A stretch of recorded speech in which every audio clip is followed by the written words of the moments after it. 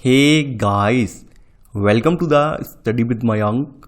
मैं हूं आपका मयंक और आज ला रहा हूं मैं आपके लिए NCERT ज्योग्राफी क्लास 10th के MCQ। आज आपका यहां पर अध्याय तीसरा है। यहां पर हम जल संसाधन से संबंधित प्रश्नों को देखेंगे। तो चलिए स्टार्ट करते हैं आज का वीडियो। देखते हैं मैं क्या क्या डिस्कस करना है यहाँ पर। आज का पहला प्रश्न है, पृथ्वी पर मौजूद जल के संदर्भ में नीचे दिए गए कथनों पर विचार कीजिए। पूछा गया है कौन सा कथन आपका सत्य है। पहला है, पृथ्वी का 3/4 भाग जल से घिरा है और जल एक अनवीकरण योग्य संसाधन है। सेकंड, अलवणीय जल हमें सतही अपवाह और भौम जल स्रोत से प्राप्त होता है।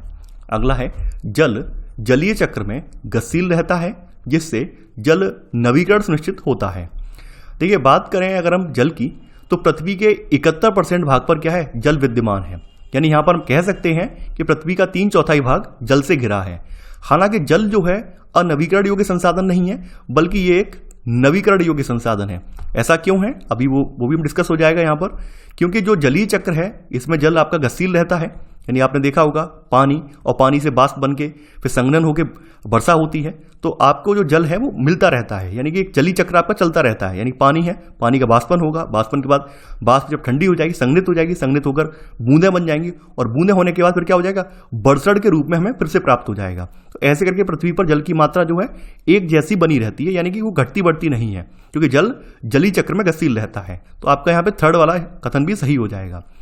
लेकिन यहां पर हम बात करें अलवणीय जल की, अलवणीय जल से मतलब कौन सा जल है, जो मीठा पानी हम बोलते हैं आम बोलचाल में, जिसको मीठा पानी बोलते हैं या फिर हम लोग जिसको पीते हैं, उस जल की मात्रा काफी कम है।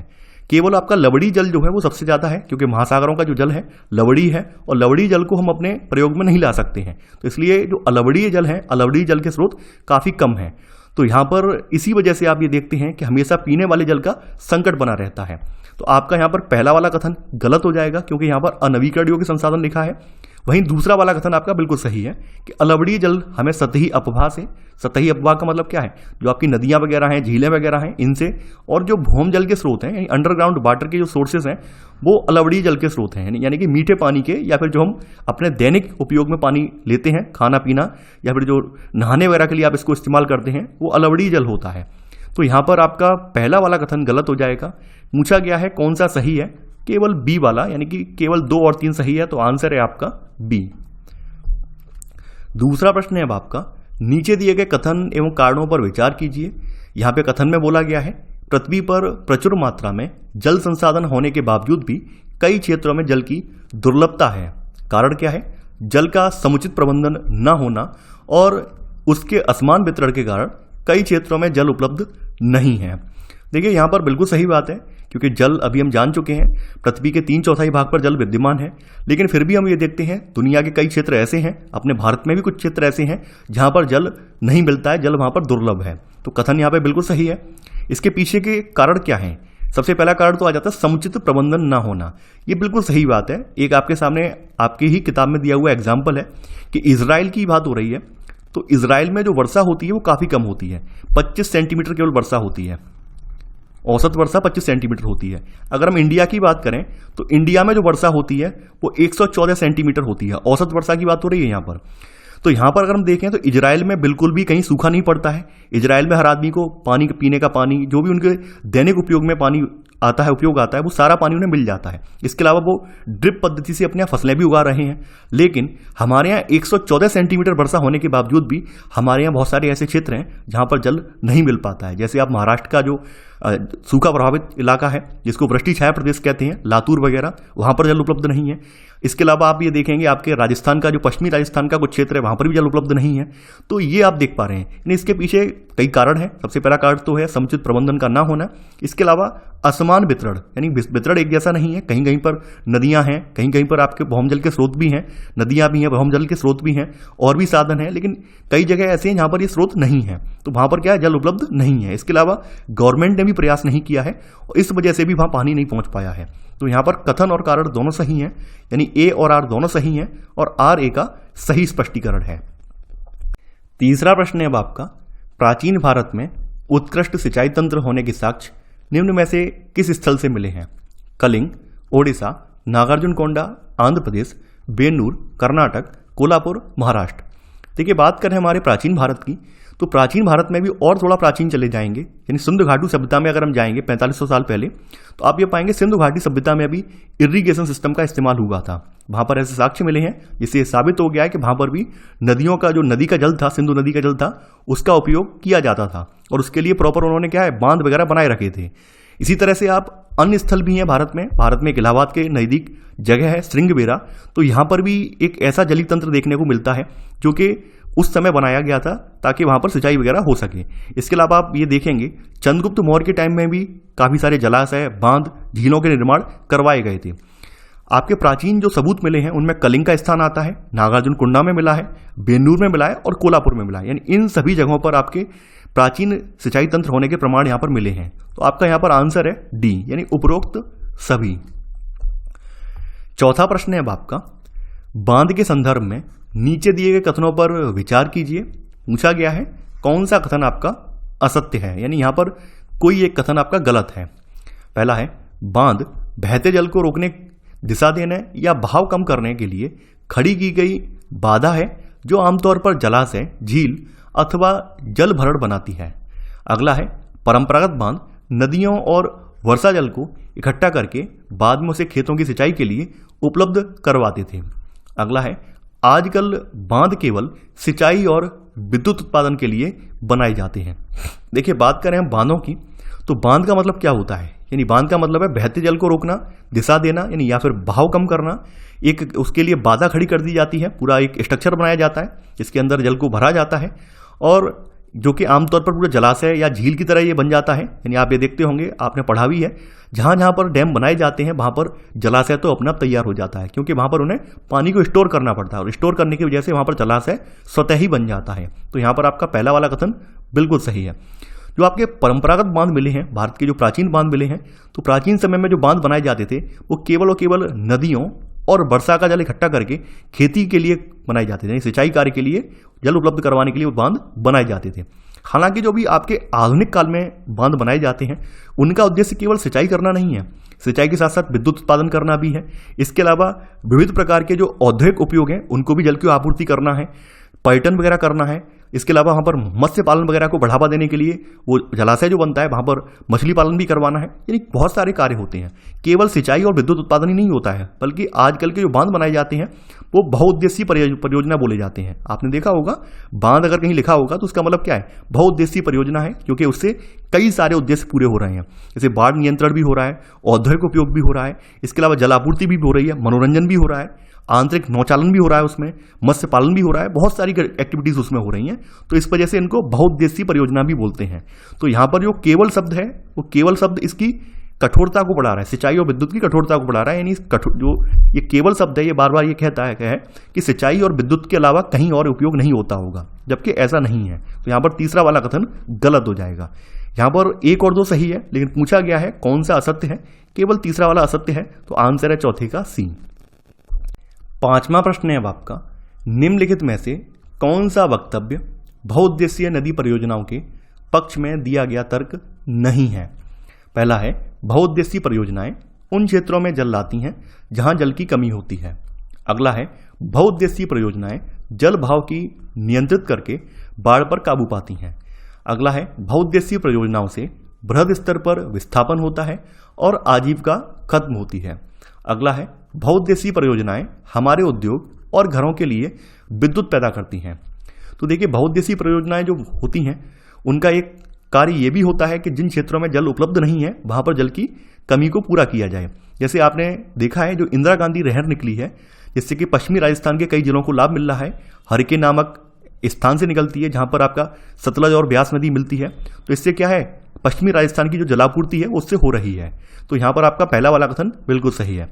बहुउद्देशीय परियोजनाएं इनका रोल ये भी होता है कि जो जल भाव है इसको नियंत्रित करती हैं और बाढ़ को काबू पाती हैं, बाढ़ पर काबू पाती हैं। जैसे आपका दामोदर घाटी परियोजना जो थी उसका उद्देश्य यही था। दामोदर घाटी परियोजना के तहत कई सारे डैम बनाए गए थे और उन बांधों को बनाने का एक ही उद्देश्य था, कैसे भी करके जो पश्चिम बंगाल में बार बार बाढ़ आती है उस पर काबू पाया जाए। तो यहाँ पर आपका सेकेंड वाला कथन भी सही है। अगला बताया गया है कि बहुउद्देशीय परियोजनाओं से बृहद स्तर पर विस्थापन होता है। देखिए ये जो बात है कुछ हद तक ये बात सही है।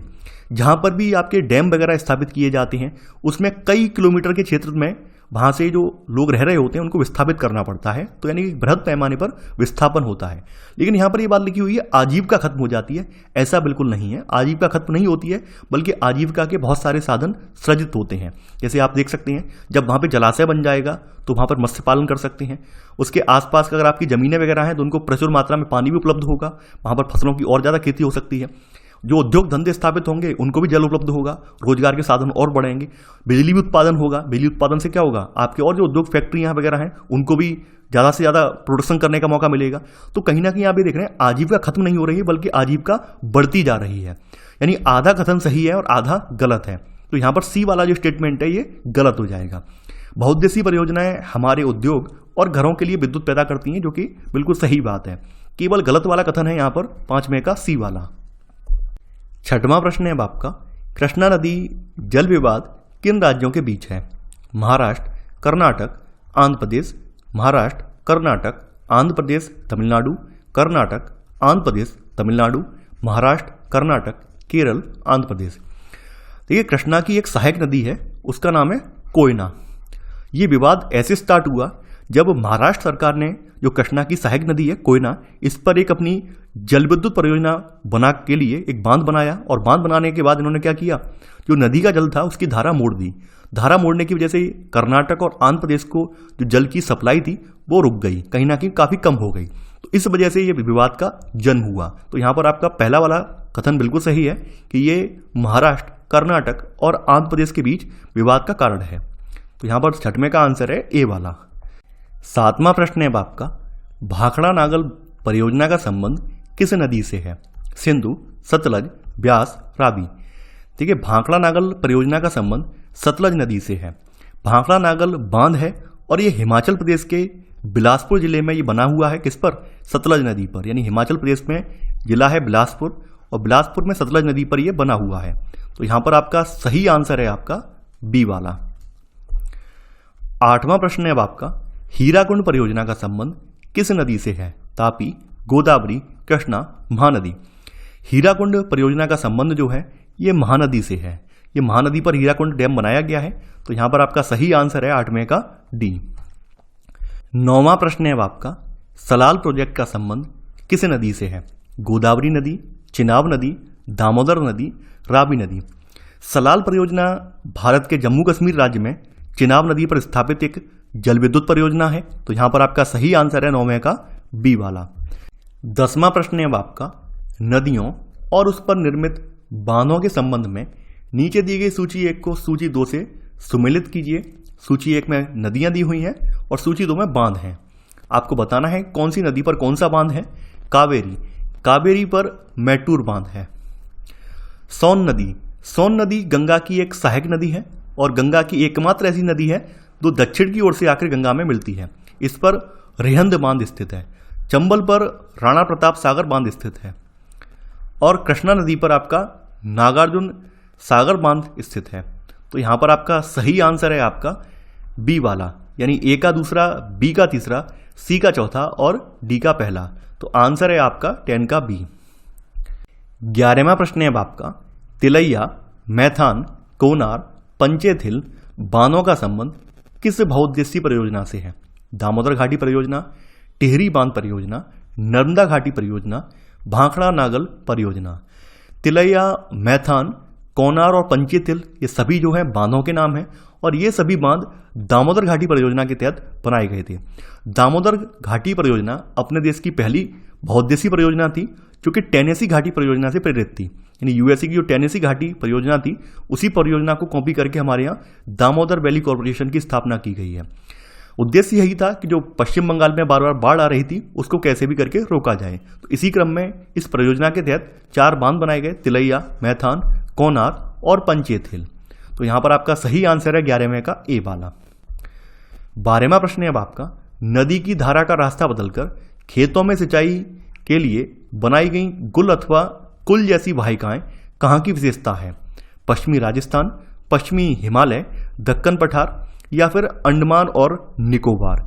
देखिए, आप ये देखेंगे नदी की धारा को बदलकर, जिसको ये स्थानीय भाषा में गुल या फिर कुल बोलते हैं, छोटी छोटी वाहिकाएं निकाली जाती हैं। ये आपकी पश्चिमी हिमालय की विशेषताएं हैं, यानी खास करके आपके जो पहाड़ी इलाके हैं, पर्वतीय इलाके हैं, वहां पर इस तरह की सिंचाई पद्धति आपको देखने को मिलेगी। तो यहां पर आपका सही आंसर है 12वें का बी वाला। 13वां प्रश्न है अब आपका, वर्षा जल संग्रहण के तरीके खादीन या खड़ीन और जोहड़ भारत के किस राज्य में प्रचलित हैं? मेघालय, महाराष्ट्र, तमिलनाडु, राजस्थान। पश्चिमी भारत में विशेषकर राजस्थान में आप ये देखेंगे कि यहाँ पर पीने का जल एकत्रित करने के लिए छत का जो वर्षा जल संग्रहण किया जाता है, एक यहाँ पर एक आम तरीका है। तो राजस्थान के जैसलमेर जिले में खादीन और अन्य क्षेत्रों में जोहड़ जो है इसी तरह के कुछ उदाहरण हैं जिसके जरिए वर्षा जल का संग्रहण किया जाता है। तो यहाँ पर आपका सही आंसर है 13वें का डी वाला। 14वां प्रश्न है अब आपका, निम्न में से किस राज्य में हर घर में छत वर्षा जल संग्रहण ढांचों का बनाना कानूनी रूप से अनिवार्य कर दिया गया? केरल, कर्नाटक, तमिलनाडु, आंध्र प्रदेश।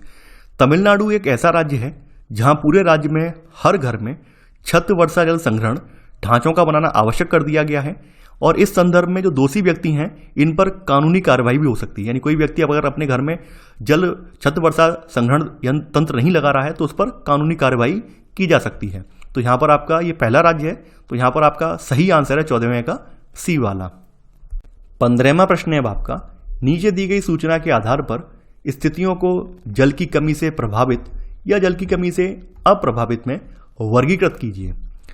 अधिक वार्षिक वर्षा वाले क्षेत्र, यहाँ पर अधिक वार्षिक वर्षा हो रही है तो ऑब्वियस सी बात है कि ये जल की कमी से अप्रभावित होंगी। तो यहाँ पर आप अप्रभावित लिख दीजिए कि ये अप्रभावित है। वहीं अधिक वर्षा और अधिक जनसंख्या वाले क्षेत्र हैं तो ये जल की कमी से प्रभावित क्षेत्र में आ जाएंगे, क्योंकि यहाँ पर क्या है, अधिक जनसंख्या है तो जनसंख्या की जरूरत पूर्ण करने के लिए ज्यादा पानी की आवश्यकता पड़ेगी तो ये प्रभावित क्षेत्र हो जाएंगे। अधिक वर्षा वाले लेकिन अत्यधिक प्रदूषित जल क्षेत्र हैं तो ये भी जल की कमी से प्रभावित क्षेत्रों में आ जाएंगे। ये भी आपका क्या है, प्रभावित में आ जाएगा।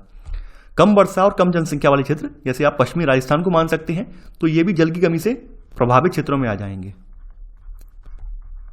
तो यहां पर कुछ सही गलत का कुछ करना ही नहीं था, केवल बताना था, लिखना था उसके आगे अप्रभावित, प्रभावित, प्रभावित। तो ये था हमारा आज का वीडियो। आई होप आपको ये वीडियो पसंद आया होगा। आप लोग इस वीडियो को लाइक और शेयर करना बिल्कुल ना भूलें। तो चलिए आज के लिए बस इतना ही। Thanks for watching. जय हिंद।